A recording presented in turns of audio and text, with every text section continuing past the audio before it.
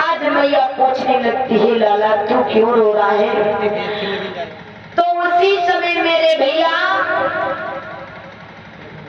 आज ध्रुव कहने लगे, भैया तुम्हें नहीं मालूम है, पिताजी के दरबार में जब मैं और उत्तम भैया खेलने के लिए गए, पिताजी ने मुझे देखा तो मुझे गोद में ले लिया और उत्तम की कलाई पकड़ ली। लेकिन ये बात मौसी को अच्छी नहीं लगी।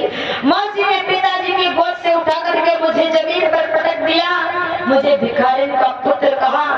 मेरे भैया मुझे इस बात का दुख नहीं है भैया कि मौसी ने मुझे मारा है, फिर बेटा तुझे किस बात का दुख है? तो ध्रुव समझाते हैं, भैया मौसी पिताजी के सामने मारती रही, गालियां देती रही, लेकिन पिताजी कुछ मुख से नहीं बोल सके, इतनी बात का मुझे दुख है। तो मैया कहने लगी, बेटा अगर वो तेरे पिता होते तो बोलते वो तेरे पिता नहीं है। तो ध्रुव जवाब देते हैं, भैया अगर वो मेरे पिता नहीं है फिर मेरे पिता कहाँ है? आज मैया कहने लगी, बेटा सुन, तेरे पिता का वो तेरे पिता नहीं बल्कि सारे संसार के पिता हैं। जवाब देती है मैया, उसी पिता के सामने जाकर के तू आवाज लगा। वो पिता पिता के पिता नहीं त्रिलोक पिता कहलाते हैं, बेपिता बेवता विपता में जो सबका हाथ बटाते हैं। बेटा उसी पिता के सामने जाकर तू आवाज लगा और वो पिता अवश्य तुझे मिल जाएगा। तो आज जवाब देती है, क्या जवाब देती है कि मैया, ध्रुव कहते हैं, मैया एक बात बताओ, वो पिता मुझे कहाँ मिलेगा और कैसे मिलेगा? तो आज जवाब देने लगी मैया, बेटा वो हर जगह पिता रहता है, हर जगह घट में व्यस्त रहता है। क्योंकि कहते हैं बाबा गोस्वामी तुलसीदास जी कि हरि व्यापक सर्वस्त्र समाना, प्रेम से प्रकट होई भगवान। भगवान एक प्रेम से प्रकट हो जाते हैं।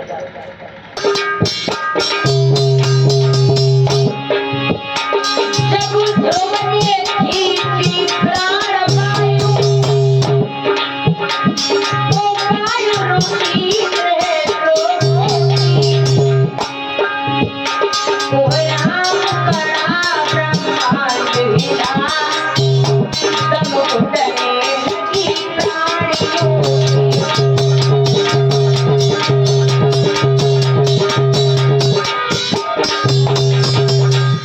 जिस समय ध्रुव ने अपनी प्राण वायु को खींचा तो उसी समय क्षीर सागर खोलने लगा, महाप्रलय सी आने लगी। उसी समय भगवान ने जवाब दिया, नारद ये क्या हो रहा है? नारद बोले, हो क्या रहा? जरा सा बच्चा तुम्हारी तपस्या कर रहा है, तुम्हें तो फुर्सत ही नहीं है जाने की है? तो उसी समय भगवान ने गरुड़ सवारी पे सवार हुए और आ जाते हैं जहाँ पर ध्रुव भगवान की तपस्या, भगवान का भजन करते।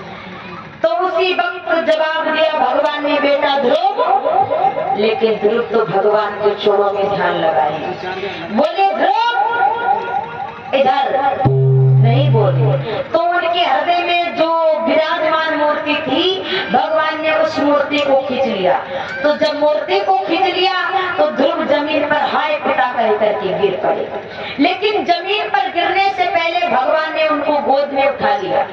गोद में उठा लिया, ध्रुव भगवान की तरफ देख रहे हैं। उनकी तरफ देख करके उनकी आंखों में आंसू आ जाते हैं। जब आंखों में आंसू आ गए तो भगवान ने पूछा, जो भगवान की गोद में आंसू समाप्त हुए चले गए, तो भगवान ने पूछा, ध्रुव बेटा एक बात बताओ, तुम रोए क्यों हो? तो ध्रुव बोले, प्रभु हम आपके हृदय पर को निहार करके रोए। मतलब क्या?